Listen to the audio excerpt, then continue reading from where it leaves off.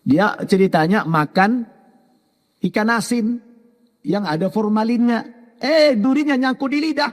Tiba-tiba bengkak infeksi jadi kanker. Saya bilang, Mama mau nggak saya ajak ke Jakarta berobat? Nggak mau nanti kau Islamkan aku katanya. Takut diislamkan. Kau Islamkan? Enggak saya bilang enggak. Bukan mau diislamkan. Mau mengobati aku kan anakmu. Benar ya, janji ya, jangan Islamkan aku ya. Iya padahal saat itu saya nggak punya uang. Tapi saya berani. Karena Allah Maha Kaya.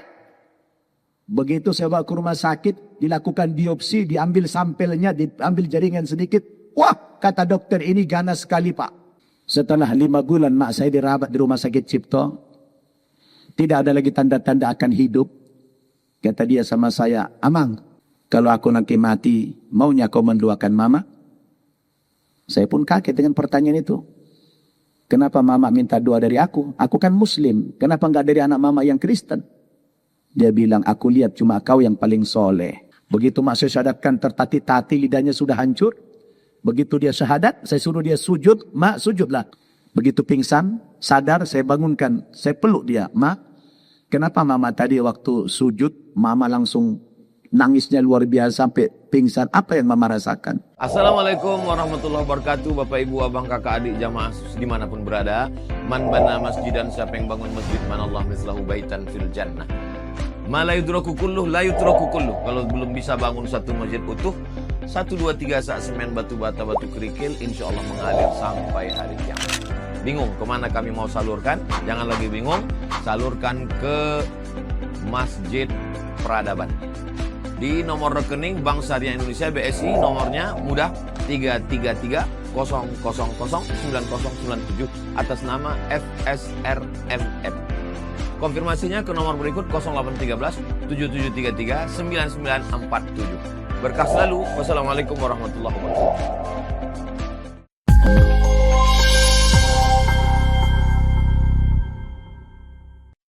Tokoh muda kita mana nih, Vicky Naki? Gak kelihatan. Di Jakarta? Mau kemari? Alhamdulillah. Ustadz muda kita, Haji Muhammad Gohan Matondang. Bapak-bapak, ibu-ibu, jamaah sholat subuh, rahimakumullah. Alhamdulillah, walhamdulillah, thumma alhamdulillah. Pagi ini saya bersyukur kehadirat Allah Subhanahu wa Ta'ala, bisa hadir dan silaturahmi di Masjid Al-Muhajirin ini atas permintaan khusus dari Onang, Ibu Haja Eva nih. Bahkan mau disiapkan sarapan spesial. 2 hari yang lalu beliau telepon saya, Ustadz, suka makan apa? Wah, saya bilang, kalau saya mah nggak begitu repot ngurusnya. Cukup siapkan lontong saja, saya bilang. Alhamdulillah. Ini ceramah saya yang ke-11. Dan terakhir pula lagi. Jadi kalau suara saya sudah parau begini, mohon dimaklum. Sudah 1 minggu nggak pulang ke rumah, kangen sama istri. Saya tiba dari hari Sabtu yang lalu, terus ceramah ke Kabupaten Rokan Hulu, mutar-mutar di Rokan Hulu selama 3 hari, kemudian ke Duri, kemudian sampai ke Pulau Muda sana, ya, banjir Bono, ombak Bono itu, zigzag dibuat Ustaz Gohan saya, ya. Nah terakhir saya di sini nih, terdampar nih pagi ini. Siang nanti sudah kembali ke Jakarta. Tapi alhamdulillah, walaupun saya sangat lelah, begitu melihat Bapak Ibu antusias, hilang lelahnya saya. Semangat saya langsung, alhamdulillah. Apalagi Ustadz Gohan tadi mengawali dengan membacakan profil saya. Ustadz Nababan ini, kata dia, bukan hanya dai nasional. Memang kalau ada orang saya bilang saya dai nasional itu fitnah. Ya, itu fitnah. Yang benar adalah dai internasional. Oh. Nah, ini bukan main ini. Jadi beruntung jamaah muhajirin dapat dai internasional pagi ini. Ini makhluk langka ini. Ya, alhamdulillah. Dan saya tidak menyangka kalau jamaah subuh itu ramai di sini. Luar biasa. Ini jamaah daerah sini atau ada dari luar ini? Sini aja. Alhamdulillah. Cuma saya yang selalu sedih itu kenapa ya?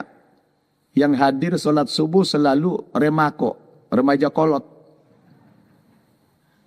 Anak-anak remajanya itu tidak kelihatan gitu ya. Masya Allah. Kalau fikih bukan remaja lagi, semua bapak dia ya. Dari berapa bulan yang lalu sudah jadi bapak dia. Nah sekarang kita rindu melihat anak-anak muda itu. Alhamdulillah. Tadi Ustadz Gohan juga sudah testimoni bagaimana dulu dia datang ke Jakarta, terusir dari keluarga pasca berislam. Alhamdulillah saya punya pesantren mu'allaf di Jakarta, sehingga mu'allaf yang terusir ini bisa kita selamatkan. Dan orang ini, dia ini memang cerdas Pak. Cerdasnya bukan main. Dah sampai 1 bulan sudah lancar baca Quran. Masuk kuliah di perguruan tinggi Saudi, dah sampai berapa bulan sudah mahir bahasa Arab. Bahkan bahasa Arab dia ini lebih mahir dari bahasa Bataknya. Nggak percaya silakan diuji. Alhamdulillah dia pergi haji dulu. Itu bukan bayar, bukan ONH plus, di atas ONH plus lagi, VIP. Undangan kerajaan Saudi Arabia. Karena mu'allaf berprestasi, lancar bahasa Arab. Alhamdulillah. Begitu dia haji terus bilang, Gohan, ente tidak boleh tinggal di Jakarta. Mubazir, ustaz-ustaz di sini saya bilang. Udah kebanyakan ustaz, harus menyebar ke daerah-daerah. Cukup saya aja yang jaga gawang saya bilang. Akhirnya dia milih di Riau. Alhamdulillah di Riau, berbekal bahasa Arab dan dia mu'allaf, dia melamar PNS tanpa sogok menyogok, tanpa ada backing. Lulus dengan mudah, murni, alhamdulillah. Dan dia 10 tahun, karirnya cepat melejit, langsung jadi pejabat. Bukan peranakan Jawa Batak ya. Pejabat betul. Pejabat di dinas sosial. Ya. Kabupaten Pelelawan. 10 tahun. Begitu jadi pejabat, mundur. Dia telepon saya dulu, Ustadz, saya ini kan tiap bulan ke Mekah. Jadi pembimbing umrohnya Travel Sadar. Dulu dia jadi Travel Sadar. Saya tiap bulan ke sana. Saya kan PNS. Makan gaji buta, anda kerja. Gimana hukumnya Ustaz? Saya bilang ente zolim. Wow, saya main kasar aja sudah. Terus gimana Ustaz? Pilihannya cuma satu di antara 2. Ente lanjut PNS, berhenti jadi mutawib, tour leader. Atau lanjut tour leader, berhenti jadi PNS. Pilih salah satu. Wah, dia bilang saya mending pilih tour leader aja lah. Biar tiap bulan saya ke Mekah, dia bilang. Ya sudah, berhenti PNS. Diajukan ke Bupati Pelelawan, ditolak Bupati. Jangan Ustaz. Tenaga anda, ilmu anda masih kami butuhkan. Walaupun anda tidak kerja, enggak apa-apa. Enggak enak Pak Bupati. Saya berdosa kalau enggak kerja. Saya mundur aja dari PNS. Akhirnya tanda tangan Bupati mundur. Setelah mundur, PNS juga tadi katanya. Pegawai gini-gini sedap. Kalau saya sudah sejak lama jadi PNS Pak. Udah hampir 30 tahun saya jadi PNS. Maksudnya apa? Pegawai Nabi SAW. PNS juga saya tuh. Pegawai Nabi SAW. Alhamdulillah begitu dia berhenti. Diberhentikan pula sama Sadar. Wah ujiannya berat ini. Terus gimana Ustaz? Saya bilang, udah ente punya pengalaman di tour leader, bikin travel umroh. Alhamdulillah Bapak Ibu, dia bikinlah travel Jabal Tour Internasional. Dunia berputar Pak. Dunia berputar. Dulu dia santri saya, sekarang saya yang jadi anak buahnya. Iya, saya diminta menjadi kuli dia, tukang dorong-dorong tas jamaahnya. Ya, saya diminta jadi pembimbing. Termasuk Ramadan Idul Fitri kemarin, saya tukang dorong tasnya Onang itu ya. Saya jadi mutawif. Sekeluarga beli umrah lewat Jabal Tur. Saya yang bimbing. Alhamdulillah ikut juga fikih nakis. Keluarga beliau. Saya kemarin ceramah di Kecamatan Kepenuhan, Kabupaten Rokan Hulu. Gohan bilang, Ustadz, bisa nggak diulangi lagi? Bulan Syawal nanti Ustadz pergi umroh lagi. Siap, insya Allah. Kalau sudah jadi kuli di Mekah, siap, saya bilang. Kemarin saya pidato di sana. Tapi saya bilang, sesekali pakai bintang 5 lah. Saya kemarin ceramah di sana. Alhamdulillah, langsung daftar 20 orang. Yang kelas bintang 5. Berangkat tanggal 7 Syawal nanti. Nah, alhamdulillah, gak apa-apalah. Jadi anak buahnya saya sekarang. Kan hidup itu begitu, Pak. Wa tilkal ayyamu nudawiluha bainan nas. Hidup itu diputar oleh Allah Subhanahu wa taala. Maka kalau kita lagi di atas jangan sombong, jangan lupa daratan, betul?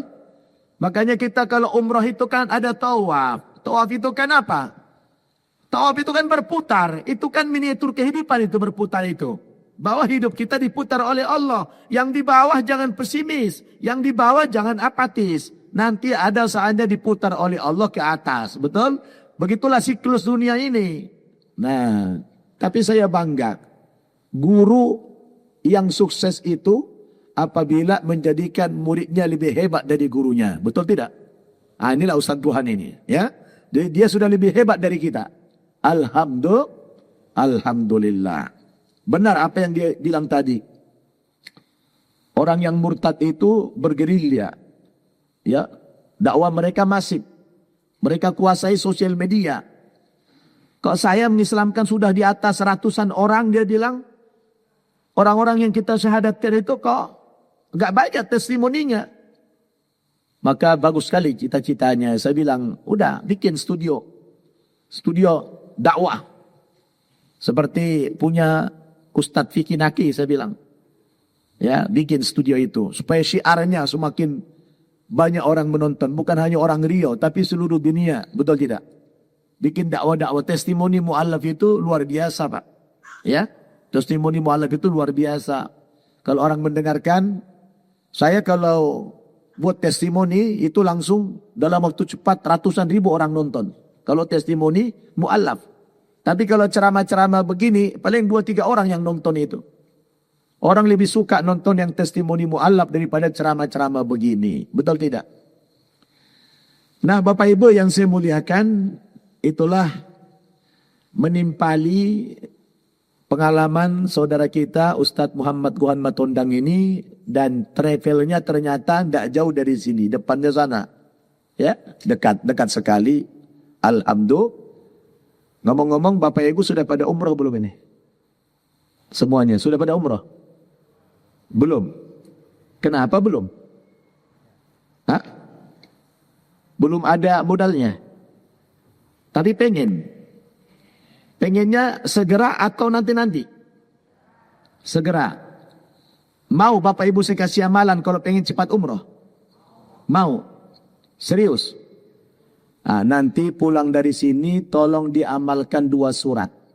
Berapa surat? 2 surat. Yang pertama, amalkan surat Al-Waqi'ah. Apa? Surat Al-Waqi'ah. Siapa yang rajin membaca surat Al-Waqi'ah ini, Allah lancarkan rezekinya. Amin.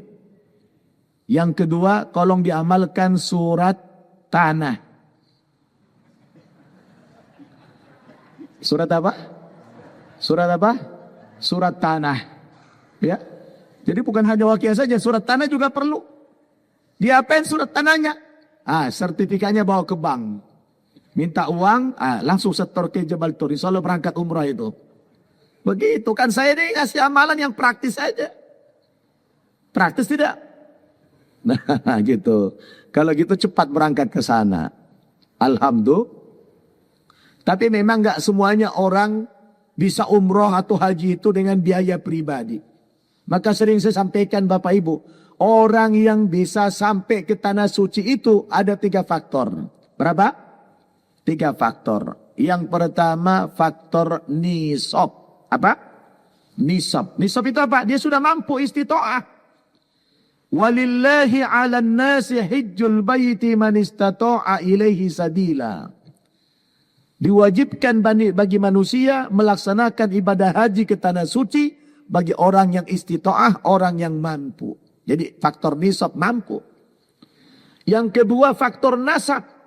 Nasab artinya dia tidak mampu secara finansial. Tapi keturunannya mungkin ayah ibunya kaya atau anaknya kaya. Orang tuanya diberangkatkan haji atau umrah. Itu namanya nasab. Nah yang ketiga faktor nasib. Nah ya. Jadi ada nisab, nasab, nasib. Nah ulangi. Nisab, nasab, nasib. Nah saya sama Gohan ini nasib. Hajinya haji nasib. Alhamdulillah saya pribadi sudah 5 kali haji. Kalau umroh jangan ditanya. Dan itu tidak ada yang bayar itu. Jadi itu namanya nasib. Nasib. Alhamdulillah. Bicara nisab. Oh saya dulu ngontrak. Saya berangkat haji itu tahun 97 Pak.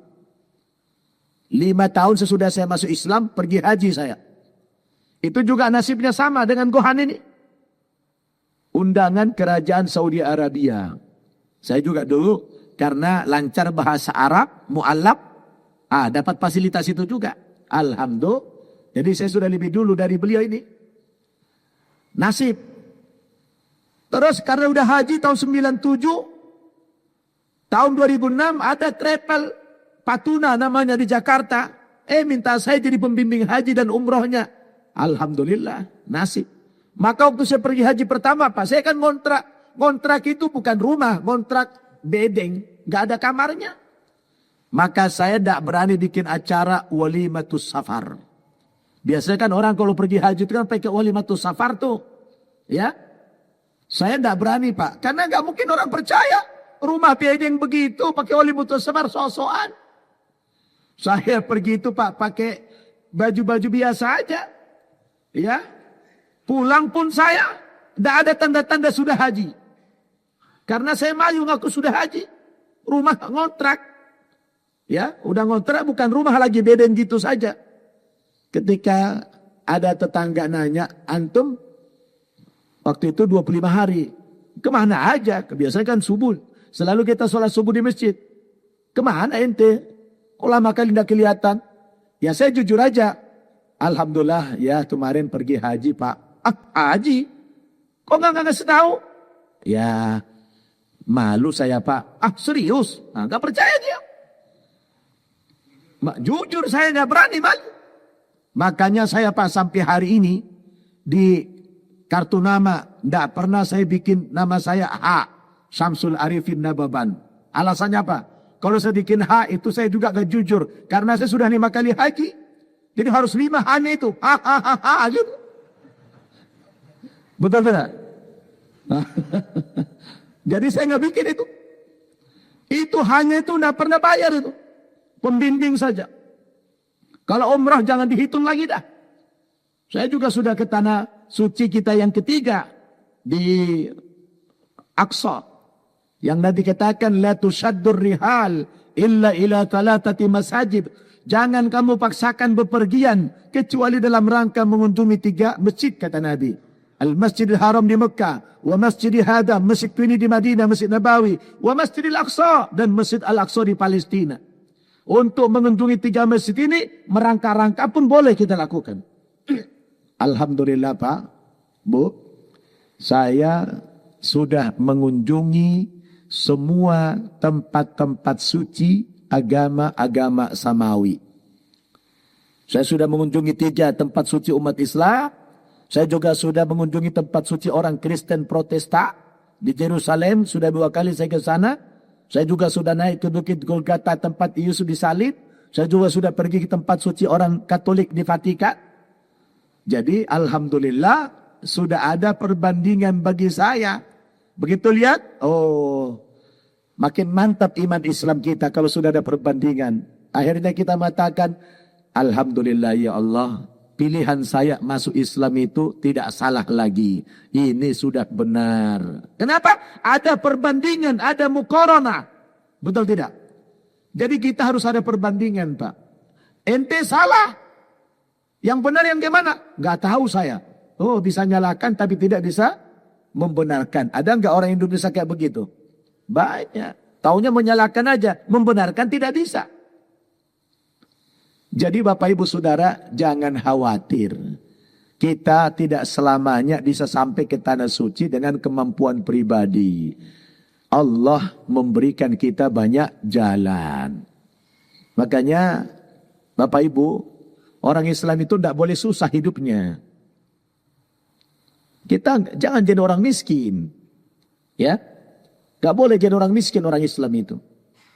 Karena kata Nabi, ya, al-mu'minul qawi khairun minal mu'minid du'if. Mukmin yang kuat itu lebih hebat daripada mukmin yang lemah. Kita kuat.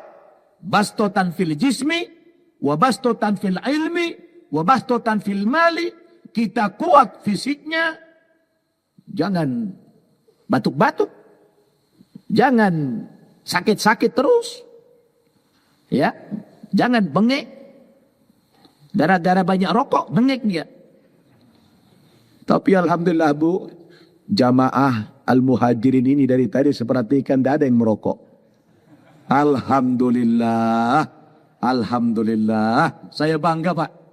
Gak ada. Dari tadi saya perhatikan tidak ada satu pun yang merokok ini. Alhamdulillah. Berarti sehat-sehat semuanya. Amin. Cuma gak tahu nanti ini. Jadi gimana mau sehat? Dirusak sendiri dirinya. Betul tidak? Saya dulu juga pernah merokok. Tapi begitu masuk Islam saya berhenti. Kata Kiai, berislam itu harus total. Kebiasaan buruk dulu jangan dipraktekkan dalam Islam. Kiai, memangnya rokok itu haram Kiai? Dia nggak bilang haram. Dia bilang begini, kau kenal dengan kambing? Ya tahulah Kiai, itu kan kambing banyak saya bilang. Nah, coba saya tanya ente, kambing makanannya apa? Saya bilang rumput. Oh, saya dulu di Jember, banyak tembakau. Gini deh, dia bilang sama saya. Coba kau ambil itu tembakau, 1 lembar tembakau. Terus Kiai, kau kasih makan tuh kambing di kandang tuh, kasih makan pakai tembakau itu. Siap Kiai? Kalau Kiai sudah perintah, tidak boleh dibantah. Berangkat saya, kasih itu dimakan kambing. Kambingnya udah, tidak mau kambing, makan tembakau.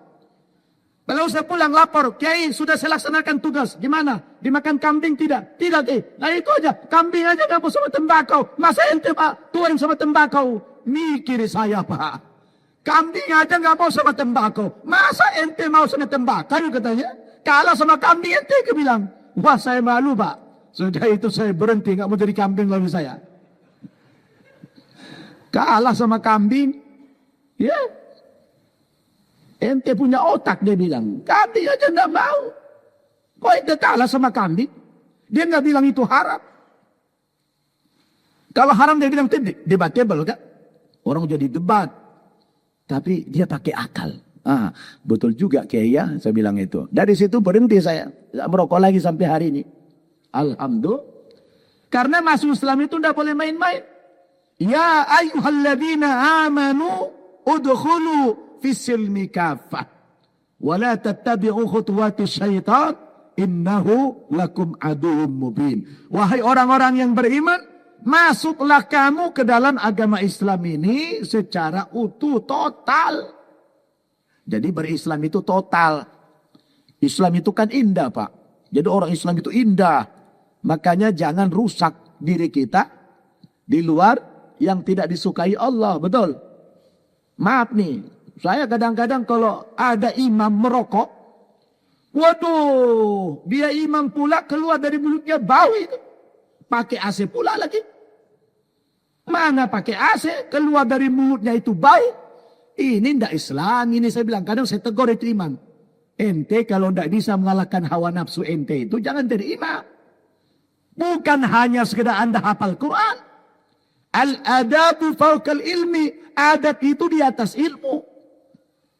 Jangan sungkan kita menegur. Betul tidak? Jadi Bapak Ibu Saudara itu penting. Nah, kenapa? Supaya kita Islam ini kuat, tidak boleh lemah. Kita sekarang kan sudah diinjak-injak. Bagaimana saudara kita Palestina sudah tiba di tenda, dibom lagi. Sudah rumahnya tidak ada, dibom lagi. Pindah ke tenda, tendanya dibom lagi. Ini kan karena orang Islam lemah, tidak punya kekuatan apa-apa, betul. Ini karena ulah kita sendiri. Al-Quran kan sudah memberikan informasi sama kita. Walan tardau angkal Yahudi walan Nasara hatta tattabi'a millatahum. Orang-orang Yahudi itu dan orang-orang begini itu tak pernah suka sama kamu. Udah ada kok beritanya di Quran itu. Tak suka sama kamu. Wadda katsirum min ahlil kitab law yaridunakum min ba'di imanikum kuffara hasadan min indi anfusihim.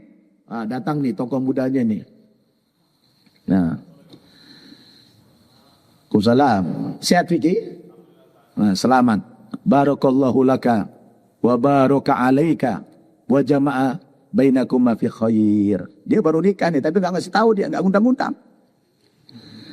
Selamat, alhamdulillah. Ternyata sudah menghasilkan. Baru berapa bulan sudah menghasilkan, saya dengar. Alhamdulillah. Pabriknya bagus. Alhamdulillah.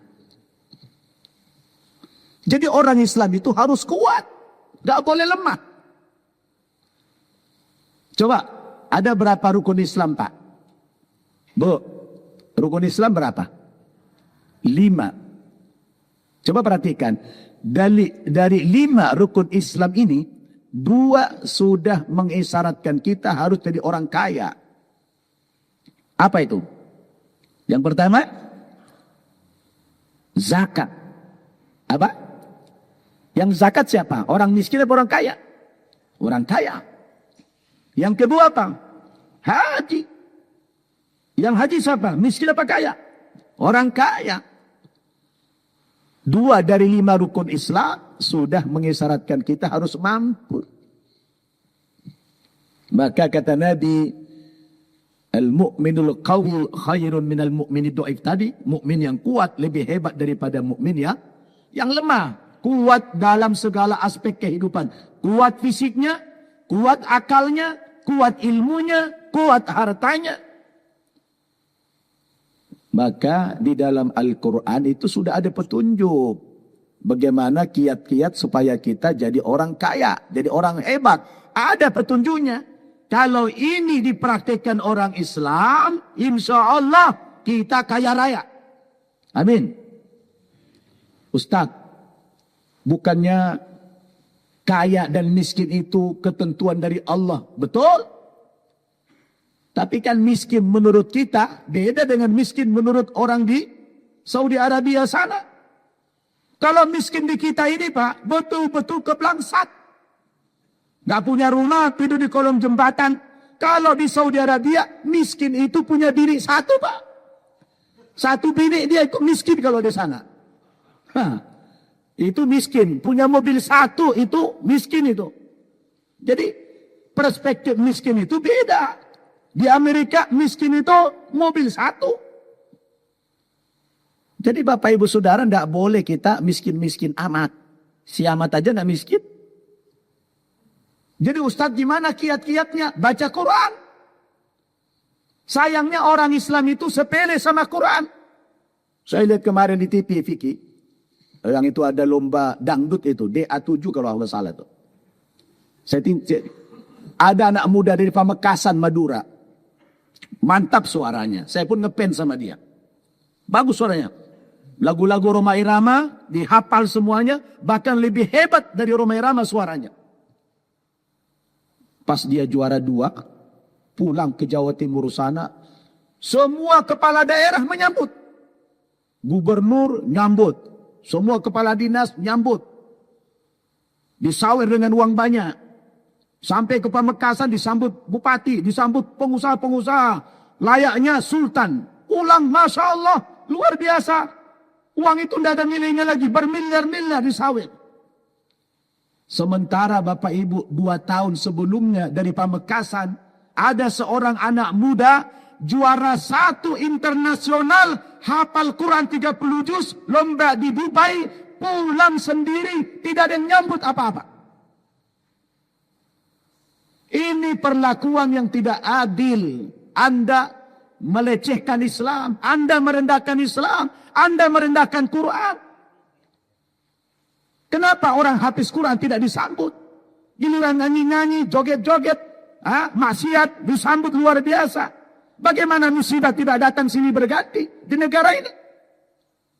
Allah sudah ingatkan kita dalam Al-Quran, Pak. Dulu Nabi pernah curhat kepada Allah tentang nasib Al-Quran.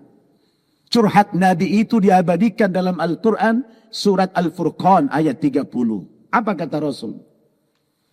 Wa qala ar-rasulu, ya Rabbi, inna qaumi ittakhadhu hadzal Qur'ana mahjura. Ya Allah, sesungguhnya yang paling aku takutkan nanti sepeninggalku, ya Allah, ittakhadhu hadzal Qur'ana mahjura. Umatku menyepelekan Al-Quran. Umatku tidak peduli dengan Al-Quran. Umatku tidak ada perhatian kepada Al-Quran. Sepele kepada Quran itu.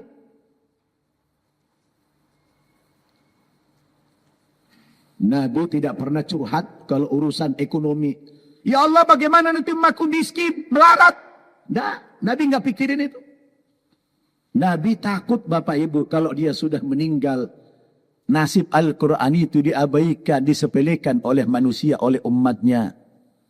Kira-kira sudah terjadi belum, Pak? Sudah terjadi belum, Bu? Coba kita sekarang orang Islam, kalau anak kita jelek, rapot matematikanya, fisikanya, biologinya, langsung diundang guru private ke rumah dengan bayaran yang mahal. Ada nggak orang tua anaknya nggak bisa bahasa Arab, nggak bisa baca Quran, dia panggil guru private? Jarang itu. Kalaupun ada guru-guru ngaji panggil, gajinya cuma 100.000 sebulan, ongkos pun tidak cukup. Coba kalau guru fisika itu jutaan dia bayar, betul tidak? Ada perlakuan yang tidak adil terhadap agama ini. Zalim kita kepada Allah, betul tidak? Kita yang hidup, siapa yang ngasih kita hidup? Allah Subhanahu wa Ta'ala. Apa jadinya dunia ini kalau kita sudah jauh daripada Al-Quran, Bapak Ibu Saudara, betul tidak? Padahal orang non-muslim itu, Pak, orang kafir itu, yang ditakuti dari Islam ini cuma 2 saja. Berapa, Pak? Berapa, Bu? Cuma 2 yang ditakuti dari umat Islam ini. Yang pertama apa? Orang kafir itu paling takut dengan persatuan umat Islam. Kalau umat Islam sudah bersatu, takut banget mereka. Maka kata Nabi, alaikum bil jamaah, fa innana ya'kulu dhi'bu minal ghanamil qasiyah. Hendaklah kamu selalu berjamaah, karena sesungguhnya serigala-serigala itu hanya akan menerkam kambing-kambing yang berpusat dari rombongannya. Jamaah itu, Pak, satu kekuatan yang luar biasa. Makanya Solat sendiri, Pak, lebih khusyuk daripada solat berjamaah. Betul tidak? Tapi kenapa solat berjamaah lebih besar pahalanya daripada solat sendiri? Nah, itu dia. Karena Islam ini agama yang selalu mengedepankan kehidupan sosial. Tidak boleh hidup pribadi-pribadi. Kita ini makhluk sosial. Harus bermasyarakat. Makanya berjamaah pahalanya lebih besar. Lebih khusyuk solat sendiri, betul tidak? Tapi pahalanya cuma 1. Kalau berjamaah 27. Kenapa begitu? Karena Allah merahmati orang yang berjamaah. Yadullahi fauqal jamaah. Tangan Allah berada di atas jamaah. Maka jamaah itu, kehidupan sosial itu penting. Coba nanti kalau orang mati. Orang mati, Pak, rata-rata menyesal. Kalau dia menyesal, dia minta hidup. Apa dia bilang? Laula akhortani ila ajalim qarib fa'asaddaqa wa akum minas solihin. Ya Allah, seandainya kau tunda kematianku, ya Allah, barang 1 saat saja, sejam saja kau tunda kematianku, ya Allah, maka saya akan melakukan apa? Fa'asaddaqa, saya akan sedekahkan semua hartaku. Dia tidak bilang Pak usolli, saya akan sholat karena kemarin sholatku tidak beres. Fa'asumu, saya akan puasa, tidak. Fa'huju, saya akan pergi haji, tidak. Tapi orang kalau dikasih kesempatan hidup 1 jam saja, cita-citanya apa, Pak? Dia akan sedekah. Kenapa? Karena kalau sholat buat dirinya, Puasa hanya buat dirinya. Hanya buat dirinya. Tapi kalau sedekah itu buat umum. Sedekah itu sosial. Betul tidak? Maka pahala sosial itu lebih besar daripada pahala pribadi. Itulah Islam. Maka saya kadang-kadang Pak, kalau dakwah di Amerika itu, saya itu langsung nanjak imannya begini. Ya. Tapi kalau saya ceramah di Indonesia dari Aceh sampai Papua, iman saya datar-datar saja. Tidak ada yang menginspirasi. Tapi kalau di Amerika itu Pak, kadang-kadang kalau sholat subuh begini, bisa 3-4 saf.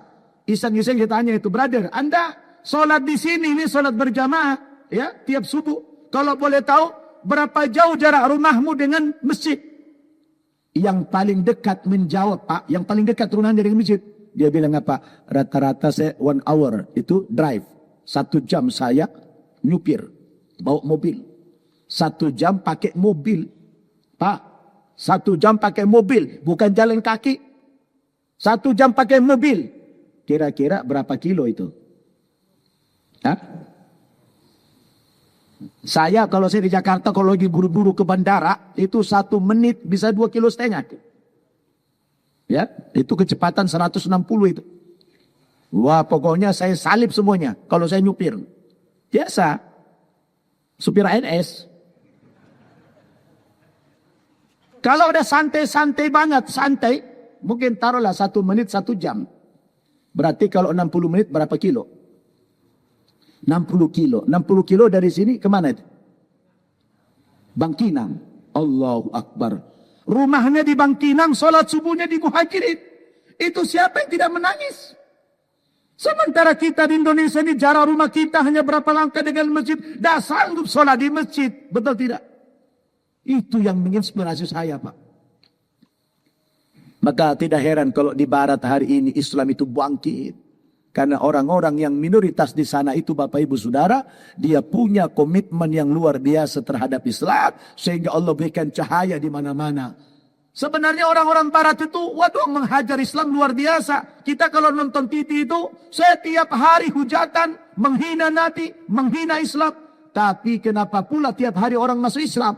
Ini kebenaran janji Allah. Yuriduna ayutfi'u nurallahi biafwahihim wa ya'ballahu illa ayutimma nurahu walau karihal kafirun. Mereka orang-orang kafir berusaha memadamkan cahaya Islam ini. Dengan apa? Dengan milik mereka, dengan ucapan mereka, dengan propaganda-propaganda mereka. Mereka mengatakan Islam teroris, Islam sadis, Islam ekstremis. Tapi Allah justru buat Islam itu cahayanya semakin terang di mana-mana. Yang ditandai dengan orang masuk Islam. Berbondong-bondong orang masuk Islam. Coba lihat sekarang Pak. Apa kota terbesar di dunia sekarang yang paling besar? Kota apa? Hah? Yang tahu Bapak Ibu apa? Kota paling besar di dunia? New York? Di Amerika. Siapa wali kotanya sekarang? Orang Islam. Zohran Mamdani. Dia tokoh sosialis. Dulu dia nggak pernah sholat itu. Sosialis itu komunis kalau kita sekarang. Tapi begitu dia muslim, begitu dia jadi wali kota dilantik tanggal 1 Januari kemarin, dia terang-terangan menanggapi, saya muslim, saya muslim. Dulu nggak sholat, tapi sekarang itu jadi pejabat dia sholat Jumat pindah-pindah. Karena di kota Manhattan itu Pak, saya hitung-hitung belasan masjid di situ. Pindah-pindah dia sholat Jumat. Padahal dulu dia nggak pernah sholat itu. Dia bangga dengan keislamannya setelah dia jadi pejabat itu. Alhamdulillah. Ini karena apa? Komitmen saudara kita di barat itu terhadap Islam itu luar biasa. Jadi sekarang di barat Pak sedang terjadi yang namanya As-Sahwah Al-Islamiyah Al-Kubra. Kebangkitan Islam secara besar-besaran. Coba Bapak Ibu nanti lihat di YouTube. Coba. Saya sering jalan-jalan ke Niagara Falls di Kanada. Di Niagara itu kan tempat wisata. Apa di situ yang ada? Di Niagara itu orang Katolik, orang-orang Kristen negara Kanada itu. Tapi di sana Pak, yang ada Islamic Center. Di Niagara itu Islamic Center. Nanti kapan-kapan Vicky ke sana lah. Ya, biar lihat bagaimana. Udah pernah belum ke Niagara, Vicky? Belum ya? Niagara Center, Niagara Falls itu dari Toronto naik mobil 2,5 jam. Ya, itu daerah timur itu. Itu di East Coast, ya, pantai timur sana. Itu Islam itu Masya Allah Bapak Ibu, berkibar. Tiap hari orang masuk Islam itu. Saya pernah tanya bule yang masuk Islam, kenapa Anda masuk Islam? Dia bilang, alasannya yang pertama, di sini ini pajak penghasilan, penghasilan dia kalau dia bekerja, itu kan besar di Amerika, 35% Pak. 35% pajaknya. Belum lagi kalau dia ke gereja, dipungut lagi 10%, persepuluhan namanya. Jadi sudah 45%. Berapa lagi sama dia? Dia harus bayar kontrakan, harus makan, harus transportasi, harus bayar listrik, bayar keamanan. Waduh, tidak ada sisa. Akhirnya dia hijrah, dapat hidayah masuk Islam. Lalu dia bilang apa? Dulu saya meninggalkan agama Kristen karena takut bayar persepuluhan. Begitu saya Muslim ternyata pungutannya lebih gede lagi. Bukan cuma 10%, 20% lebih daripada itu. Cuma anehnya Ustadz dia bilang, saya di Islam ini makin gede sedekah saya, kok makin besar pula gantinya. Saya dulu keluar 10%, kok nggak diganti? Saya bilang saya berkelakar, kenapa nggak diganti? Maaf, saya bilang, dulu Tuhanmu mati, saya bilang. Makanya nggak diganti, karena nggak hidup Tuhanmu, saya bilang. Kalau dalam Islam ini, Tuhannya hidup. Dia melihat, dia maha tahu, dia maha membalas. Betul tidak?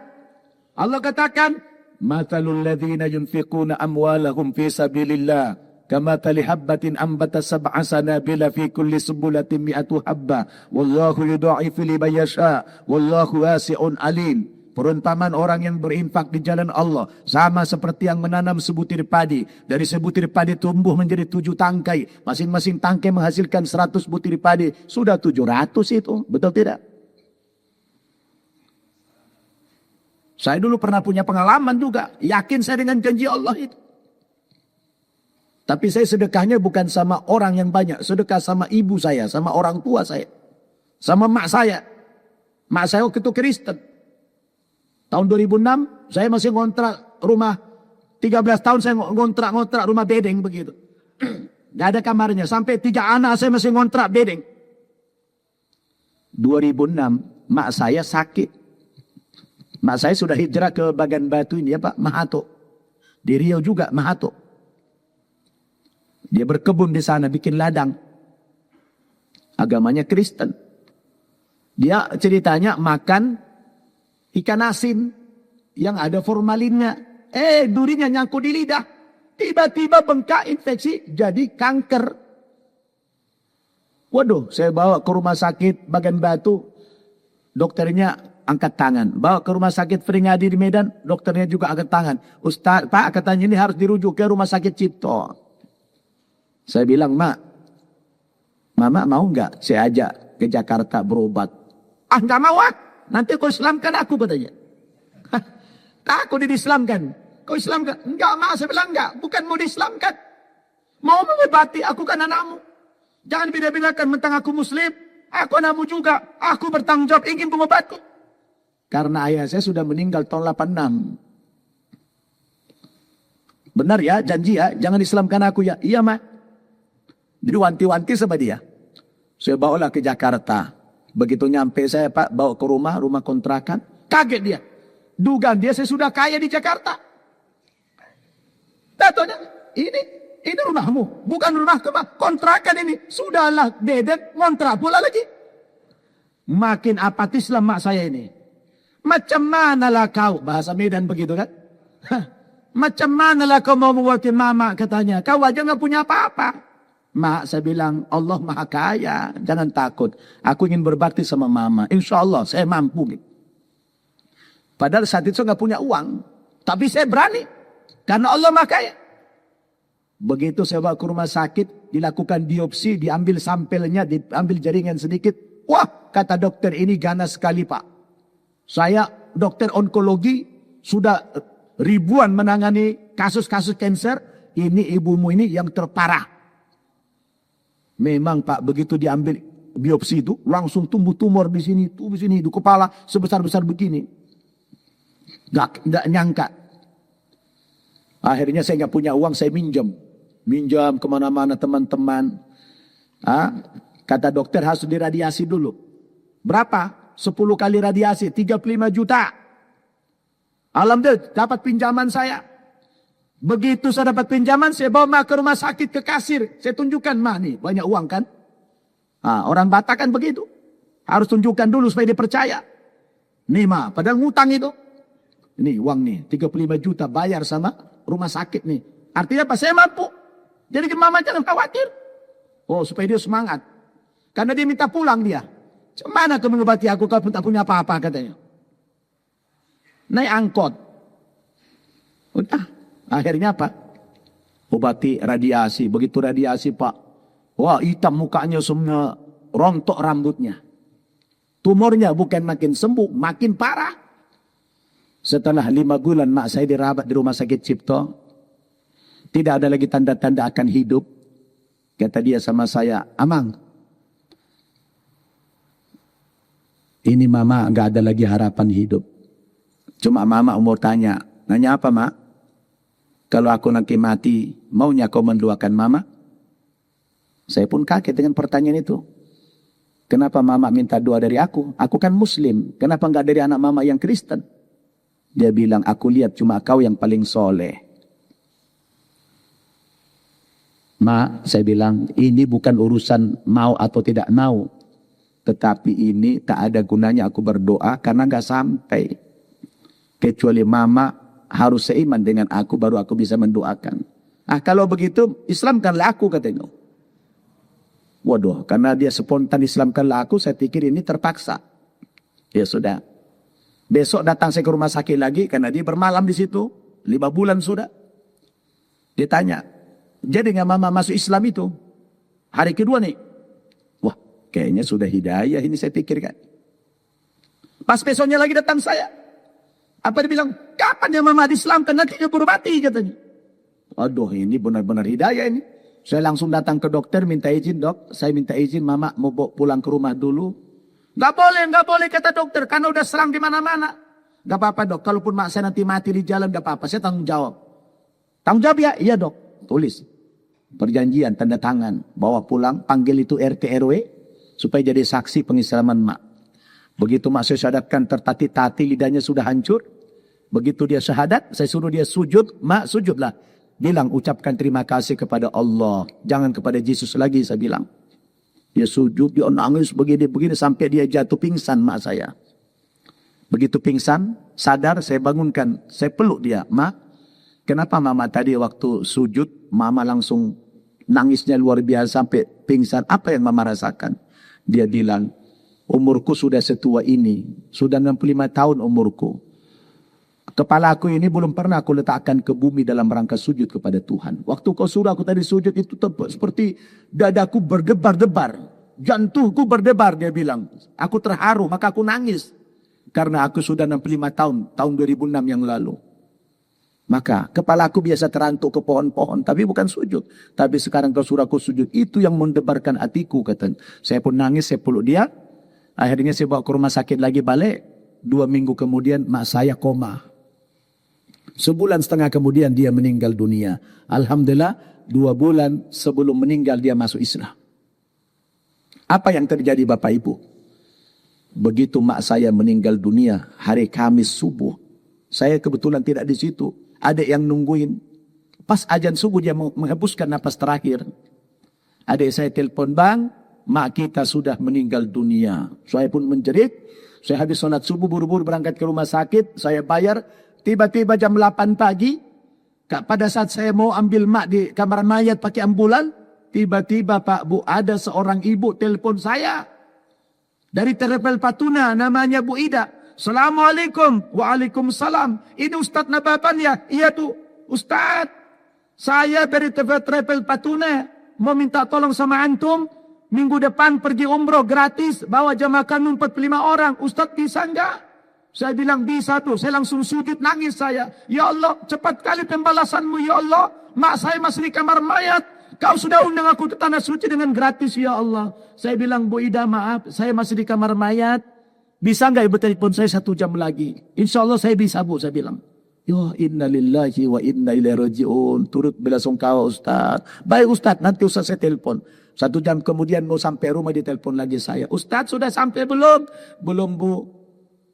Boleh diganggu? Bisa Bu. Ustaz gimana? Bisa minggu depan berkat? Bisa Bu. Ustaz punya paspor? Ada Bu. Tolong diantar sama siapa kayak nanti besok kalau sudah lagi senggang paspornya. Siap Bu. Sampailah rumah jam 11-an. Buru-buru saya mandikan, saya solatkan di masjid. Saudara-saudara saya yang Kristen tidak saya kabari dulu. Habis solat saya kubur. Begitu saya kubur baru beritahu abang saya. Saudara-saudara. Bang, mau ngabarin. Ngabarin apa? Mak kita sudah tiada. Kapan? Tadi pagi jam 5 pagi meninggal. Loh kok baru sekarang kau beritahu? Mak bang aku sibuk. Sibuk apa? Kenapa waktu meninggal kau tidak beritahu saya? Jadi sekarang mak di mana? Saya bilang mak kita sudah saya kubur. Apa-apaan kau? Kurang ajar kau. Mama meninggal kau kubur begitu saja tanpa kau beritahu kami. Kami siapa kau pandang? Mak bang, mama kita kebetulan 2 bulan yang lalu sudah masuk Islam. Jadi dalam Islam tidak boleh ditunda-tunda. Tidak bisa. Saya harus berangkat ke Jakarta. Saya gali kuburan mak. Saya bawa jasadnya pulang ke Medan. Bang, silakan bang. Ini saya kirim alamatnya. Abang saya antar ke kuburan nanti kalau sudah sampai di sini. Kalau abang berani menggali, silakan digali kuburan mak. Begitu abang gali, abang sekalian saya masukkan di dalam, saya bilang. Saya ancam dia begitu. Abang saya masukkan ke dalam sekalian, saya bilang. Alhamdulillah Pak, gak berani datang abang saya itu. Dan dia sudah meninggal juga 3 tahun yang lalu. Apa yang terjadi Bapak Ibu? Begitu mak saya meninggal itu sudah saya kubur. Rezeki saya itu Pak seperti air terjun yang tidak bisa saya bendung lagi. Kayak air terjun. Bayangin tiba-tiba ada undangan ceramah dari Jerman. Ada undangan ceramah dari Australia. Ada undangan ceramah dari Amerika. Ada undangan ceramah dari Kanada. Loh saya ini Bapak Ibu bukan Ustadz yang kondang. Saya waktu itu Ustadz kondangan saja. Bukan Ustadz yang viral. Ustadz biasa-biasa saja. Guru mengaji saja. Tapi berkat bersedekah berbakti sama ibu saya rupanya. Allah berikan keberkahan. Akhirnya sejak mak saya meninggal. Bisa saya mendirikan 6 buah pesantren. Yang asetnya sudah di atas 100 miliar Bapak Ibu Saudara. Dari mana semua ini? Ini semua adalah karena sedekah kita kepada orang tua.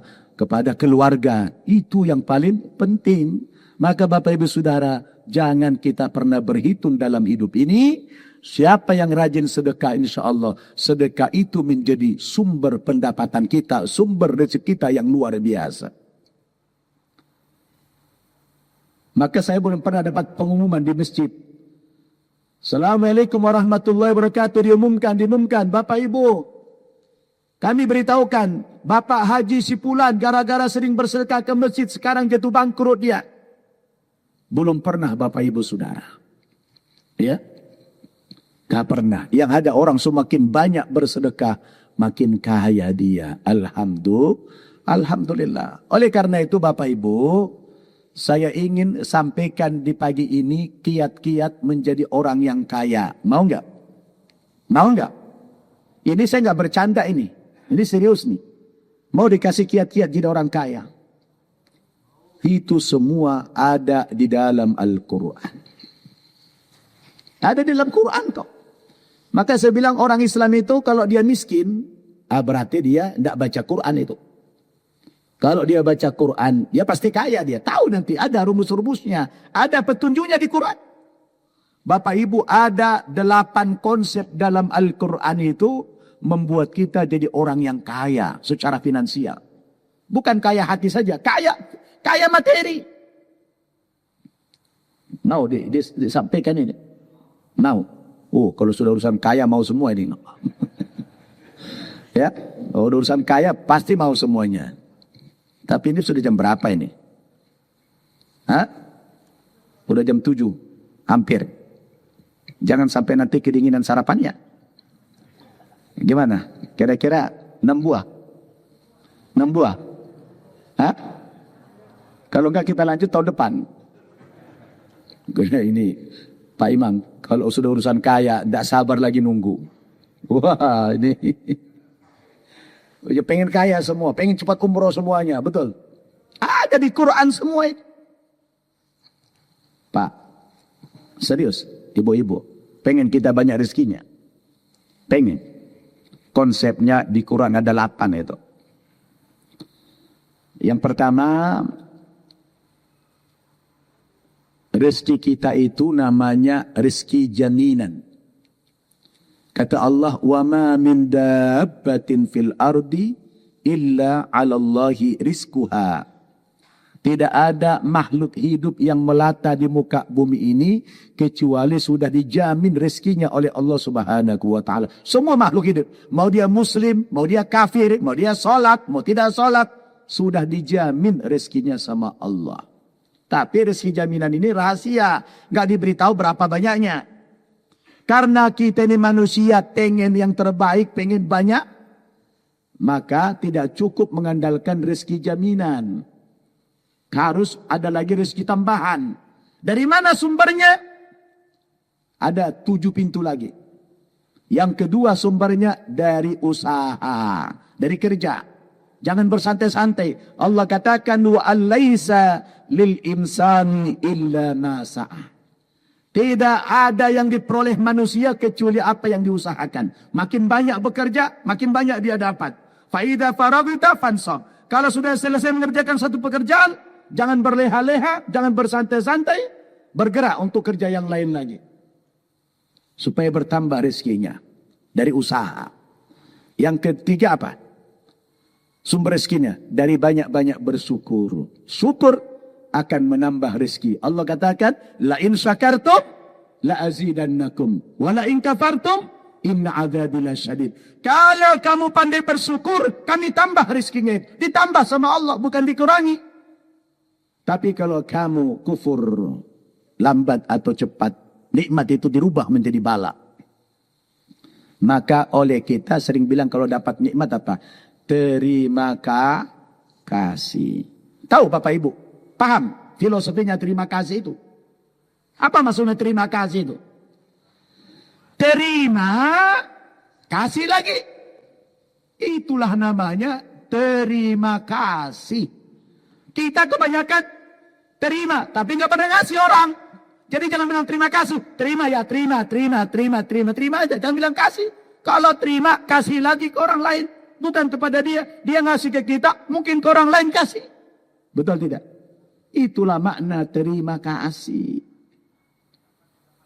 Ini seringkali bilang terima kasih ya, tapi bakhil.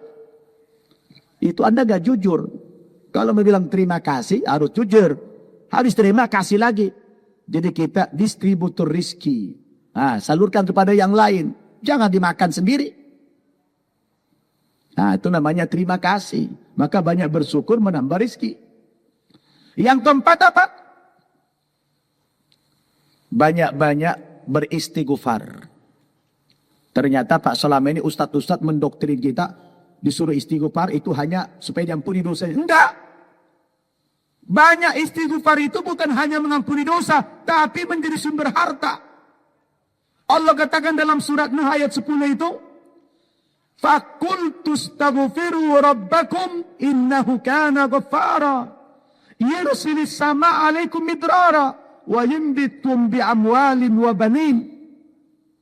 Ucapkanlah istighfar yang banyak kepada Tuhanmu. Astaghfirullah, astaghfirullah, astaghfirullah.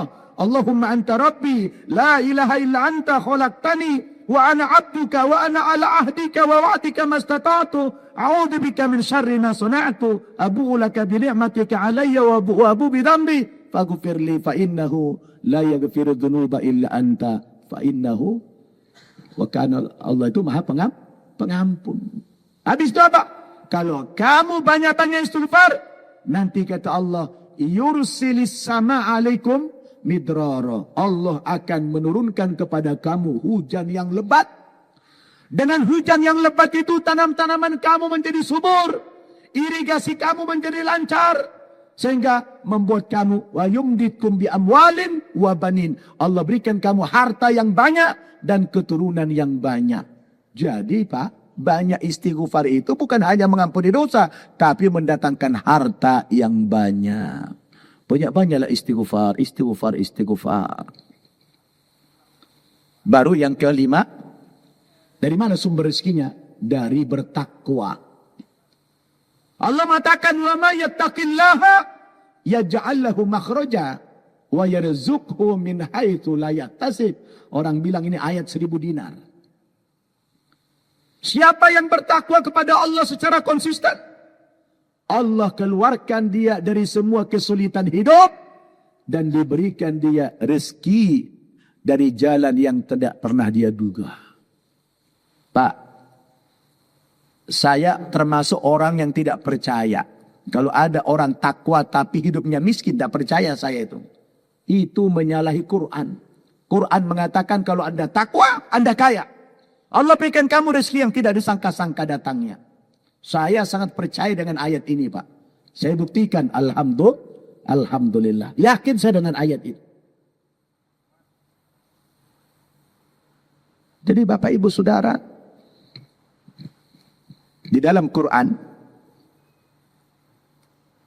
ada orang tanya saya, Ustadz, kenapa dalam praktek hidup yang banyak kaya itu orang non-muslim, orang kafir?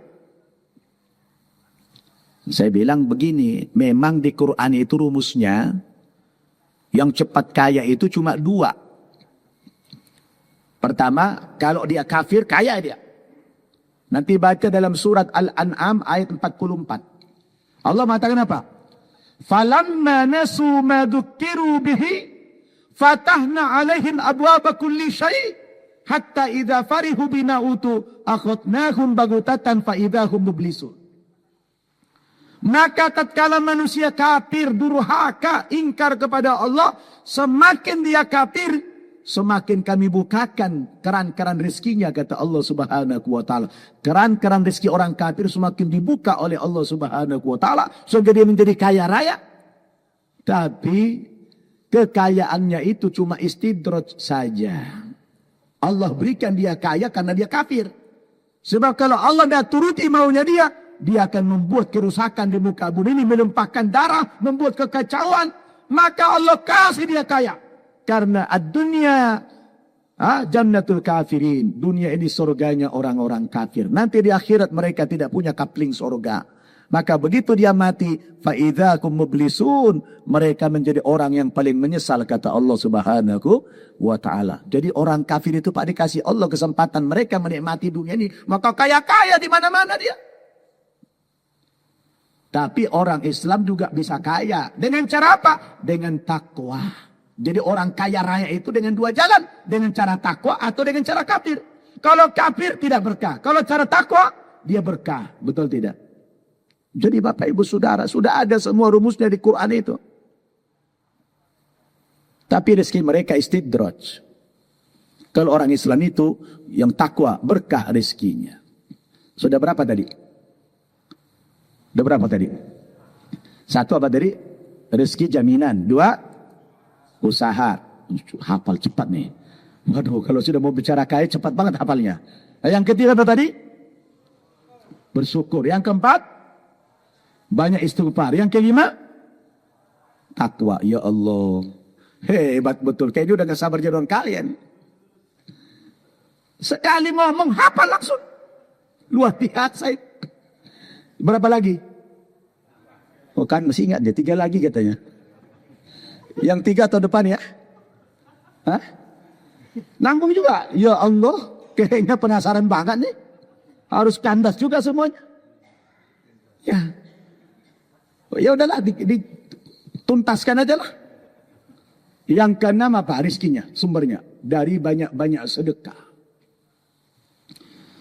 Man dzalladzi yuqridullaha qardan hasana fayudha'ifahu lahu ad'afan katsira, kata Allah. Siapa yang banyak bersedekah, Allah akan ganti sedekahnya dengan harta yang berlipat, lipat, unlimited dalam ayat itu. Terutama habis sholat subuh begini Pak. Begitu habis sholat subuh Bapak cari di mana orang miskin, langsung belikan dia nasi lemak atau lentong atau kasih dia uang. Karena di saat pagi begini Pak, ada dua malaikat yang mendoakan kita. Malaikat yang satu bilang, ya Allah, gantilah sedekahnya orang yang bersedekah hari ini dengan rezeki yang banyak. Satu malaikat lain berkata, ya Allah, hancurkan rezeki orang yang bakil ini ya Allah. Jadi Bapak Ibu, momentum yang paling pas bersedekah itu adalah habis sholat subuh yang begini ini. Makanya kalau ke masjid bawa uang banyak. Bawa uang banyak. Nanti di mana di situ orang miskin kasih beli. Subhanallah. Allah ganti. Yakin tak Bapak Ibu Saudara? Yakin tak? Harus yakin. Sudah berapa tadi? Yang ketujuh. Yang ketujuh, sumber kekayaan itu dari mana? Dari menikah. Menikah. Jeblo-jeblo perlu dengar nih. Dari menikah. Wa ankihul ayyama minkum wassalihin iyakunu fuqara yughnihimullahu min fadlih. Wahai para jomblo, menikahlah kamu dengan wanita-wanita yang soleha. Iyakunu fuqara. Kalau kamu sekarang fakir, belum punya uang, belum punya pekerjaan tetap, jangan takut. Kamu kalau nikah, yughnihimullahu min fadli. Allah berikan kamu kekayaan dari sisinya. Jadi dengan nikah itu Pak, nambah kaya. Coba lihat sekarang. Saya tanya Bapak Ibu, mana lebih banyak jumlah orang kaya yang sudah nikah atau masih lajang? Hah? Coba dibuat sensus. Banyakkan mana orang yang sudah nikah atau yang masih lajang? Yang banyak yang mana kaya? Pasti yang sudah menikah banyak kaya dia. Karena rezekinya, rezeki istrinya digabung sama dia. Rezeki anaknya digabung sama dia. Kaya. Ada yang datang ke saya, Ustaz, saya sudah nikah Ustaz, tapi masih miskin juga. Saya bilang nikah lagi. Nikah lagi. Ibu-ibu jangan dengar ya. Masih miskin. Ustaz satu aja nggak bisa. Apalagi. Maksud saya kalau nikah lagi tetap istri satu. Maksudnya satu di Pekanbaru, satu Jakarta. Ya. Nikah itu mendatangkan harta. Nah ini Ustadz Fiki ini cepat ini. Tapi dia udah kaya dari lajang. Alhamdulillah orang tuanya sekeluarga diberangkatkan umroh. Masya Allah. Itu akan diganti oleh Allah dengan luar biasa. Yang terakhir. Yang ke-8. Dari mana sumber kekayaan kita? Dari memperbanyak anak. Wala taqtulu auladakum khasyatal imlak. Nahnu narzuquhum wa iyyakum. Jangan kamu bunuh anak-anakmu karena takut miskin. Kamilah yang memberikan rezeki kepada mereka dan kepada kamu. Jadi Bapak Ibu, saya tanya. Kita dulu bikin KB, masa Pak Harto bikin KB. Keluarga berencana. Sedangkan Cina bikin KB, keluarga banyak, keluarga besar. Sekarang saya tanya Bapak Ibu, negara mana paling kaya di dunia sekarang? Cina. Berapa rakyat Cina jumlahnya? 1,8 miliar. Mana rumus yang mengatakan kalau anak sedikit 2 jadi kaya? Kita malah pinjam sama Cina. Berarti betul kata Allah. La taqtulu auladakum khasyatal imlak. Jangan kamu bunuh anak-anakmu karena takut miskin kamu. Nahnu narzuquhum wa iyyakum. Kami yang berikan rezeki dia dan kamu juga kata Allah Subhanahu wa taala. Makanya begitu anak lahir sudah ada rezekinya itu. Ini Bapak Ibu yang ditinggalkan oleh umat Islam. Kenapa kita miskin? Kenapa masa itu kebelangsat? Ada lagi kalau kerja-kerja kasar itu, enggak sholat dia. Ditanya kenapa Anda tidak sholat? Kotor Ustaz celana saya. Apa hubungannya kotor? Najis tidak. Kalau tidak najis, cuma kotor. Sholat, boleh sholat. Sah. Kalaupun najis, gak ada lagi. Buka, masuk kamar mandi, lepas celanamu, cuci, peras. Datang ke masjid sholat. Atau Anda pergi kerja bawa sarung. Kalau Anda niat mau sholat, bawa sarung. Kan sudah tahu kerjanya kasar, nanti kotor. Bawa sarung ke masjid. Bawa sarung tempat kerja. Jadi sudah miskin tak sholat lagi. Apa bahagia apa itu di dunia ini? Sudah dunia kengsar, akhirat lebih keberangkat lagi. Jadi Bapak Ibu Saudara, ini kelemahan kita orang Islam. Makanya baca Quran. Jangan hanya dunia yang dibangga-banggakan. Giliran nyanyi-nyanyi, wah dihargai bermiliar-miliar, itu Quran orang habis, tidak ada yang nyambut. Inilah kelemahan kita, sehingga datanglah bencana yang bertubi-tubi di mana-mana, betul? Jadi muliakanlah agama itu Bapak Ibu Saudara. Di mana ada taklim datangin, ya. Supaya kita paham akan agama ini. Makin dalam ilmu kita, makin luas wawasan Islam kita, makin dekat kita kepada Allah Subhanahu wa taala. Maka semakin mudah hidup kita, karena Allah katakan, "Wa man a'rada an dzikri fa inna lahu ma'isyatan dongka wa nahsuruhu yaumal qiyamati a'ma." Barang siapa yang berpaling dari Al-Qur'an, berpaling dari Allah Subhanahu wa taala, pasti kami berikan dia kehidupan yang sempit, paling tidak sempit dada dia. Betul? Hartanya ada, tapi karena tidak sholat, tidak ibadah, selalu dia gelisah, jiwanya tidak tenang, pikirannya tidak tenang. Betul tidak? Karena yang mendatangkan ketenangan itu bukan harta semata, tapi kalau kita banyak dekat dengan Allah, zikir kepada Allah, baca Quran, itu mendatangkan kebahagiaan dalam kehidupan kita. Mudah-mudahan ceramah yang cukup panjang ini bermanfaat kepada kita semuanya. Ini bukan pendek ini. Ini pengalaman saya kuliah subuh terlama di dunia ini. Ya, saya juga biasa kuliah subuh, tapi nggak pernah sampai begini. Ini terpanjang nih. Ya, ini karena terakhir ya Pak. Nggak apa-apa. Karena saya lihat Bapak Ibu antusias, begitu semangat, nggak apa-apa. Bonus. Ya, bonus. Orang tadi tinggal 3 aja nggak mau, masih selesaikan aja terus. Jadi Bapak Ibu Saudara, mudah-mudahan dari tausiah kita di pagi hari ini bisa membangkitkan spiritual kita, membangkitkan semangat hidup kita. Jangan jauh daripada Al-Quran. Kalau sudah baca Quran, insya Allah kita menjadi umat yang kuat dalam segala aspek kehidupan. Hargailah agama itu, hargailah ulama-ulama kita, hargailah Islam ini, hargailah ilmu pengetahuan itu, terutama ilmu agama ini. Maka Bapak Ibu, dengan demikian insya Allah hidup kita akan berkah. Terima kasih kepada semua pengurus, terutama Onang, yang sudah capek-capek menyiapkan sarapan spesial. Mudah-mudahan Allah balas dengan pahala yang berlipat ganda. Dan mohon doakan saya pulang siang ini ke Jakarta. Semoga selamat sampai tujuan. Berkumpul dengan keluarga lagi. Insya Allah di lain kesempatan.